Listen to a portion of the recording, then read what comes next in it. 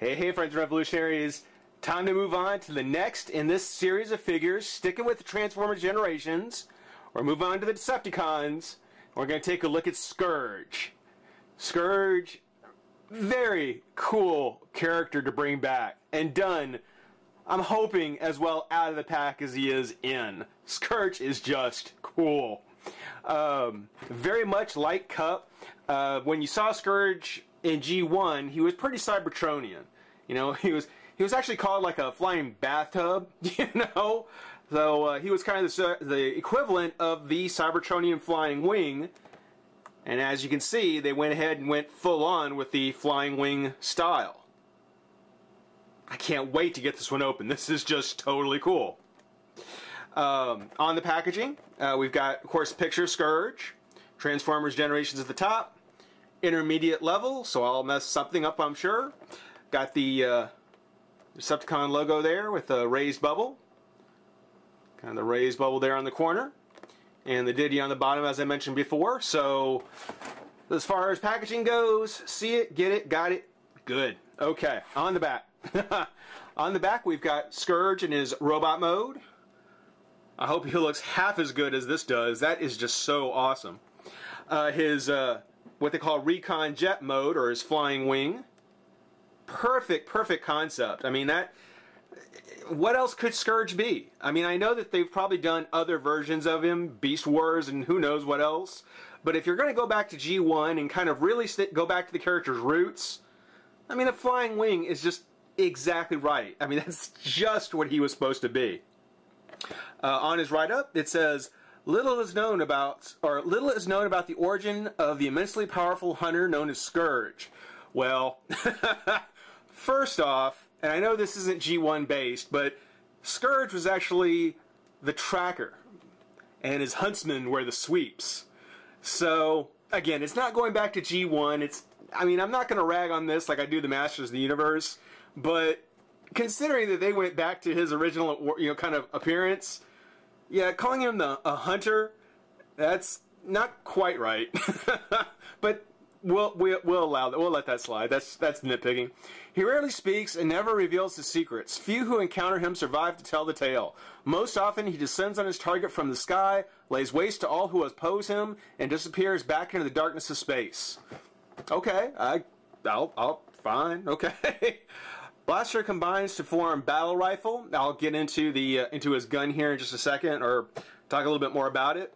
The stats are what I think are really funny on this, because he's got Strength 10, Intelligence 9, Speed 9, Endurance 10, Rank 8, Courage 10, Fire Blast 9, and Skill 8. I mean, if this is your average Decepticon, with Strength 10, Intelligence 9, Fire Blast 9, I mean, I don't understand why the Decepticons haven't completely taken over. I mean, those are some awesome stats. If we go back to G1, I really don't think I would put him at Strength 10. I definitely wouldn't put him at Intelligence 9. Courage 10? No way. So I think they're being very generous with the stats on Scourge. But who knows? Maybe this is a version I'm not familiar with. Don't really know, but I want to get him out of the pack. So tell you what, stick around. We'll pop him open and have some fun. Be right back. Alright, Scourge. First things first. His flying wing, his alt mode. Very nice. Very pretty. Beautifully done. Love the colors. Love the colors on him. No baby blue. No baby blue like we got from the G1. Thank goodness. But still a beautifully done figure. Truly impressive. Not a lot to give away how he looks or how he transforms. So it's actually pretty simple, and there's, on the arms in particular, actually a lot of fun. But again, he's so compact, so thin. It's a very thin jet. And yet when he's done, he actually comes off looking pretty substantial. Not a whole lot in this mode. There are the two clips where his guns fit. I'm not going to do that because there's actually something much cooler that have to do with his wings. He's got his landing gear, but it doesn't really roll. It just kind of helps him, you know, sit even. So we actually flip those down. For the transformation, you start by basically taking the wings down like that. And on the inside, for this joint right here, what you want to do is you actually want to get all the way inside and actually push that joint up with your thumb. Don't do it. Don't grab the wing and try and do it, because you're going to pull this part off. So you'll actually just want to actually push on the joint itself, basically on both sides. Just like so. Okay? Next, this piece right here actually comes off and folds around. So I'll just kind of get it out of the way here for a moment. Flip the back engine or the back jet down, and that reveals the head that you just pull straight up. Next, we're going to go ahead and get the turbines or his engines out of the way. In case you can't guess, those will become his hands. Next, we move the chest piece up, and that locks the head in place. So just like so. Take the feet, spread those apart, and pull out the leg. Just like so. By pushing on the top of the foot, kind of pops out, and you get the heel. And he needs it. He's kind of back heavy. He needs his heel. With this piece right here, you kind of just lay it flat and then twist the whole thing around. Turn the legs.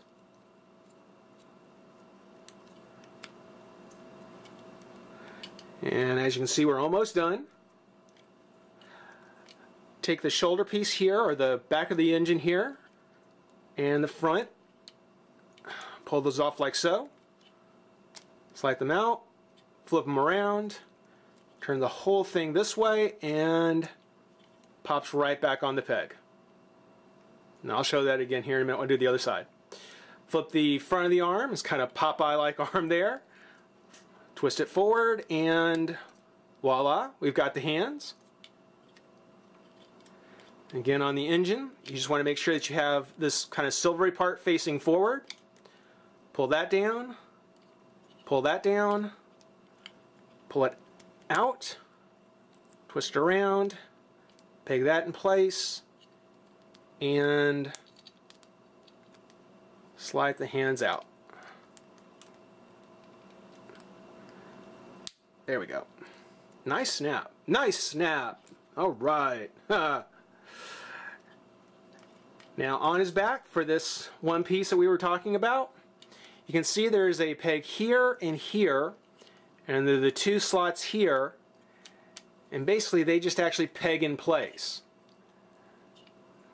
Now they don't hold real tight, and I'm hoping that's just because of mine.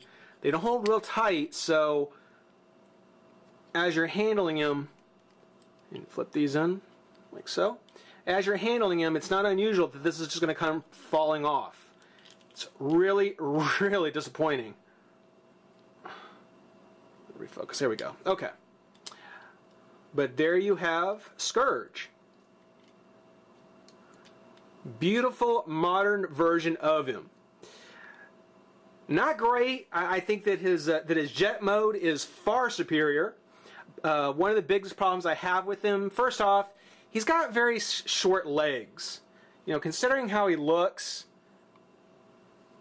with that large upper torso, as a matter of fact, from shoulder to shoulder, I would venture to say that he's almost as wide as he is tall. And with the kind of square chest plate and those very wide hips he has, his whole upper torso is actually really boxy as well. Now that might be intentional to try and give him more of a G1 old Scourge feel, but just doesn't come across as nice as Cup did. So that's a little disappointing. And again, his legs are very thin, especially up at the top, just like the top of his arms. Legs are nice, just way too short. Really, really disappointing. On his articulation, the head is on a full ball joint. And take a look at the face. Great face. Nice mustache and beard robot. Not enough mustache and beard robots out there, if you ask me. The arms, they do come up on a hinge and up this way. There's a twist at the elbow and the hinge, and a twist at the hand. As we saw, his torso does twist, legs on a full ball joint, and the knees bend. The foot is on a swivel, rather tight, but it is on a swivel, and does go back and forth. So, not a bad not a bad transformer. I think it could be been a little bit better. There are some things I think could have been done a little bit nicer. This arm in particular, and again, maybe it's just mine, it doesn't seem to want to peg on and stay on right. And his backpack here, it continuously pops off, especially whenever you're transforming him in. So it's probably best to just leave it off or leave it unpegged until the very end. As I mentioned, he's a bit back heavy. Plus, this isn't exactly flat, so don't get the wrong idea. He stands up on his own pretty well. Now, as I mentioned, with his guns and his wings, there is actually a nifty little thing he's got. The wings are on a hinge. They have a hinge inside. So what will happen is if you kind of get underneath here and fold it open, you'll see his one gun.